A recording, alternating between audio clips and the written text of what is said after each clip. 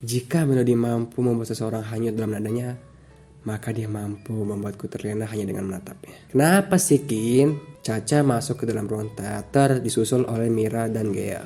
Masing-masing mereka membawa minuman juga snack. Kinar mendesap pelan. Wajah suntuknya menjelaskan kalau gadis sedang dalam masalah.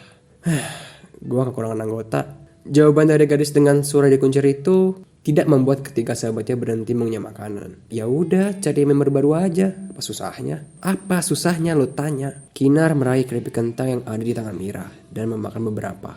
Gue perlu pangeran. Pangeran? Kinar mengusap pipi kirinya mendengus kasar. Kemudian tawa teman-temannya terdengar. Biasanya pangeran yang mencari tuan putrinya, dan sekarang malah sang tuan putri yang mencari sosok berkuda putih itu. Ya elah, Kinar Aurelia, lo lupa SMA Cahaya Pelita punya pangeran. Mira meraih kembali snack yang jika tidak segera diambil, bisa saja habis oleh Kinar yang jika sedang stres sudah kalap saat makan. Pangeran Cahaya Pelita. Seakan satu pemikiran, Caca, Mira dan Gea mengangguk. Iya, jawab mereka serempak. Siapa? Sekarang ketiga sahabat Kinar itu saling melempar tatapan dan tersenyum penuh makna. Mengucapkan satu kata yang menjurus pada satu nama, yang sampai kucing beranak macan pun, Kinar tidak akan pernah meminta bantuan padanya. Mine, kata mereka sembari tertawa.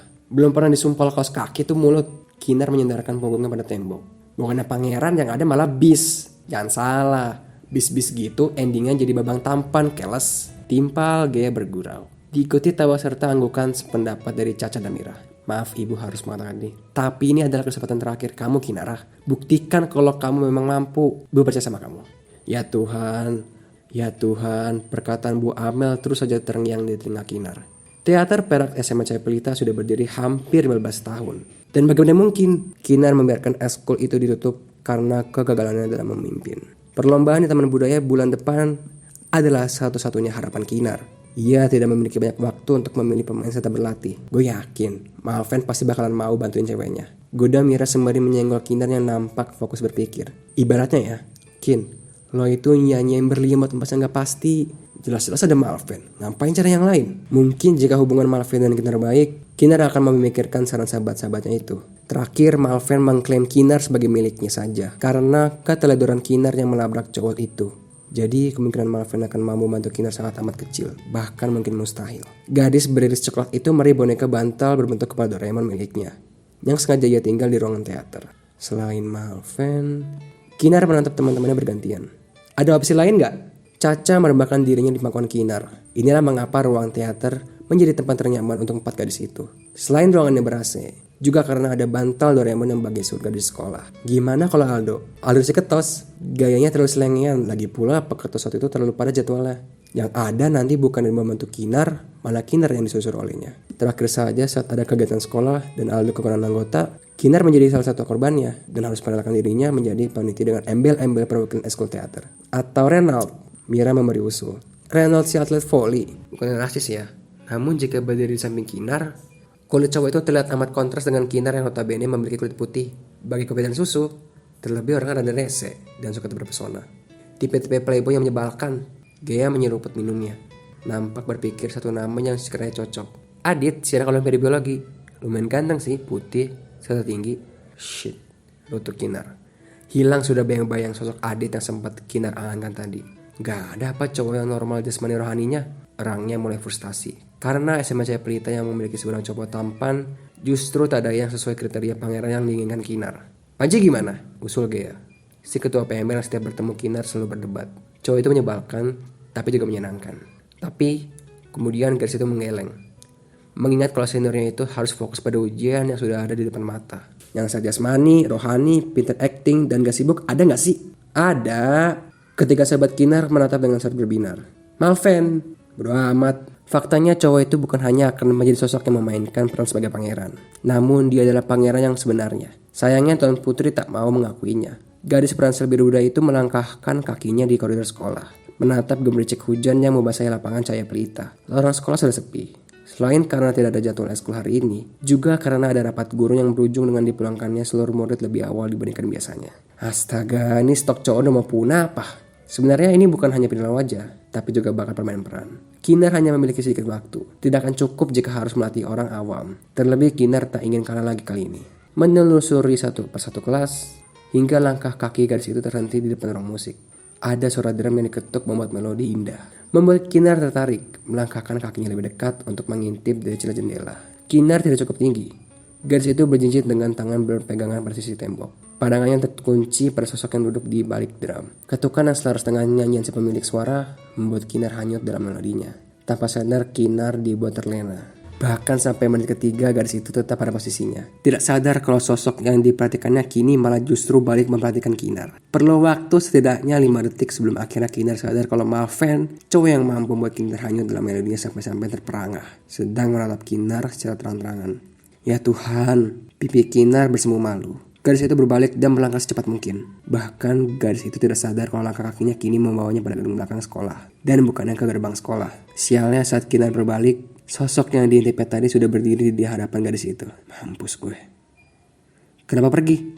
Cowok berhoodie hitam itu melangkah mendekat, dirinya langkah mundur Kinar. Tidak sadar atau bahkan tak peduli dengan tindakan yang mampu membuat Kinar menahan napasnya.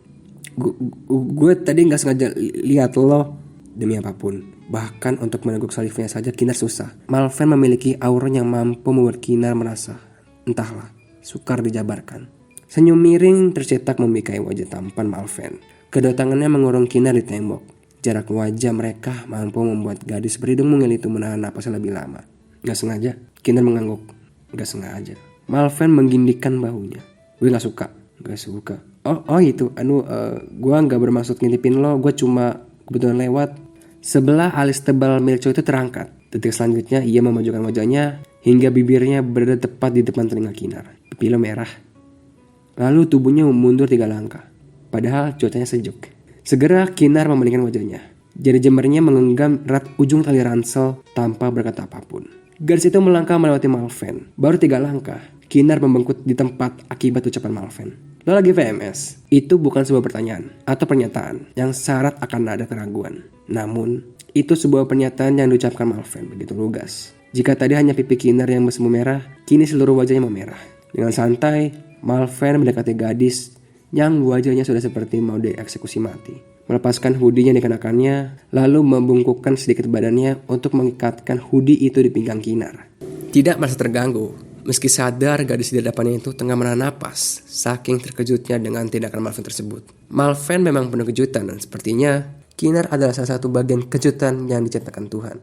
Bukan untuk dibuat terkejut oleh cowok itu, namun sebaliknya. Napas, peringat Malven, menyentuh hidung mungil Kinar. Setelah membersihkan dirinya, Kinar melangkah keluar dari kamar mandi dengan hoodie Malven tersampir di lengannya. Kaki gadis itu melangkah menuju tempat pencucian untuk mencuci hoodie tersebut. Pokoknya Kinar harus mengembalikannya secepat mungkin kepada sang pemilik. Mungkin mengucapkan terima kasih sekaligus maaf juga. Dan setelah itu semua selesai, tidak akan Kinar membiarkan dirinya berurusan lebih panjang dan rumit lagi bersama cowok itu. Kinar, ayah bunda, Kinar melangkah mendekati putri tunggalnya. Ngapain Kin? Bunda, Kinar mengerjapkan matanya. Itu Kinar lagi nyuciin hoodie teman Kinar. Aira semakin mendekat dengan gelas di tangan kanannya. Nyuciin hoodie. Beo wanita berusia 40 tahunan itu. Pipi Kinar kembali bersemu merah saat mengingat kejadian memalukan dengan orang yang membuatnya kesal setengah mati tadi. Kinar tadi tembus, tawa wanita yang amat Kinar sayang itu pecah. Terus, pacarmu yang ngasih ide itu? Goda Aira sembari mencolek dagu putri tercintanya itu. Segera Kinar menggelengkan kepalanya tidak terima. Kenal aja enggak? Tadi katanya temen. Tak gentar, Aira terus-menerus menggoda putrinya yang selama ini memang tidak pernah mengenalkan atau mengajak cowoknya. Bohongin bunda dosa loh nak. Bagaimana caranya Kinar menjelaskan kalau jangankan pacar, menyebut Malven sebagai teman saja kita tidak ikhlas. Ayolah, predikat Casanova dengan pacar seguda yang melekat pada Malven membuat citra cowok itu amat buruk di mata Kinar. Kesetiaan adalah harga mati dalam sebuah hubungan. Apalagi sifat dan sikapnya selama ini. Kinar benar-benar tidak menyukai cowok seperti itu. Setidaknya untuk saat ini.